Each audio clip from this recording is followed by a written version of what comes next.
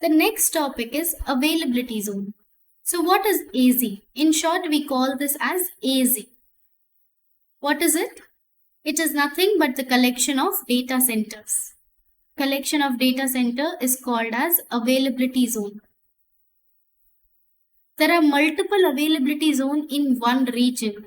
So as you can see over here, availability zone is nothing but more than one data center. Okay, it is collection of data center where physical servers reside.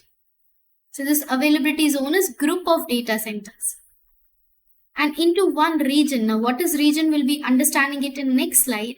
But into one region, we have multiple availability zone which are connected to each other by high speed.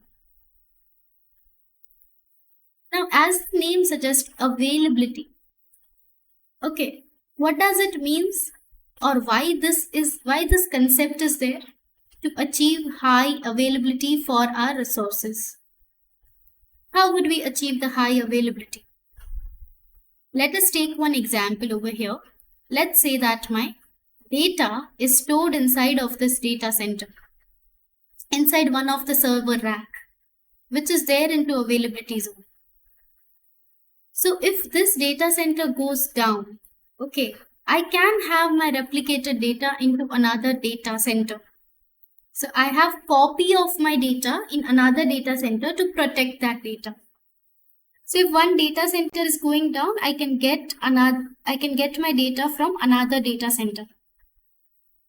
But what if this entire availability zone fails? It can happen sometime, right? There are some networking cable problems or some natural disaster occurred. Availability zone failed. So because we want that our data should be durable, we don't want to lose our data, we don't want to lose our resources. It is not just about data, okay? It can be about compute, it can be about database, anything. But right now, just for example, we are taking data. So I can have my data copied across multiple AZs or multiple availability zones. So even if one AZ is going down, I can have my data retrieved from another availability zone because they are connected with each other.